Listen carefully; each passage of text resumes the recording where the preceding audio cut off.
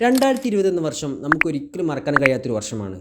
കാരണം കോവിഡ് മഹാമാരി മൂലം നമ്മളെല്ലാവരും വലിയ തരത്തിൽ സ്ട്രഗിൾ അനുഭവിച്ച ഒരു വർഷമായിരുന്നു അത്. അങ്ങനെ ഇരിക്കുന്ന സമയത്താണ് ബാർസലോണയിലെ ഒരു ഹോസ്പിറ്റലിലേക്ക് സെവിയിൽ നിന്നും ഏകദേശം 15ഓളം കുട്ടികളെ കൊണ്ടുവരുന്നത്. അവരെ പരിചരിക്കാൻ ആവശ്യത്തിനുള്ള ഒരു സൗകര്യം സെവിയിൽ ഇല്ലാത്തത് കൊണ്ടായിരുന്നു ബാർസലോണയിലേക്ക് ആ കുട്ടികളെ അവർ കൊണ്ടുവന്നത്.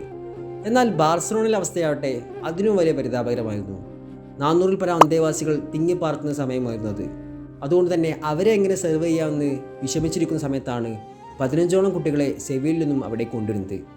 അവർക്ക് വേണ്ടിയുള്ള സഹായത്തിന് വേണ്ടി പലതരത്തിലുള്ള ക്യാമ്പയിനുകൾ നടത്തി. അവിടെയുള്ള പല മേധാവികളെയും കൊണ്ടു. പക്ഷേ അവർക്കുള്ള യാതൊരു സഹായവും അവരുടെ പക്കലും ലഭിച്ചില്ല. സോഷ്യൽ മീഡിയ അവരെ ശ്രദ്ധിച്ചില്ല. യാതൊന്നും അവരെക്കുറിച്ച് സംസാരിക്കുന്നത് പോലും ചെയ്യുന്നില്ല. അങ്ങനെ അവിടെയുള്ള പിഞ്ചോമന കുട്ടികൾ വലിയ തരത്തിൽ പട്ടിണി അനുഭവിക്കുന്ന സമയത്താണ് ഒരു ദിവസം ആ ഹോസ്പിറ്റലിലേക്ക് ഒരു കത്ത് വരുന്നത്. ഏകദേശം $10 മില്യൺ ഓഫർ നൽകിക്കൊണ്ട് അവർക്ക് വേണ്ട എല്ലാ പുസ്തകങ്ങളും ഡൊണേറ്റ് ചെയ്തുകൊണ്ട് ആ കത്ത് അവരെ വീണ്ടും അവരുടെ ജീവിതത്തിലേക്ക് തിരിച്ചു കൊണ്ടുവന്നു. ആരായിരിക്കും ഞങ്ങളെ ഇങ്ങനെ സഹായിച്ചെന്നറിയാൻ വേണ്ടി അവർ ആ കത്ത് തുറന്നപ്പോൾ അവർക്ക് കാണാൻ കഴിഞ്ഞ പേര് ഫുട്ബോൾ ഇതിഹാസം സാക്ഷാൽ ലിയണൽ ആൻഡ്രസ് മെസ്സിയുടെ പേരായിരുന്നു.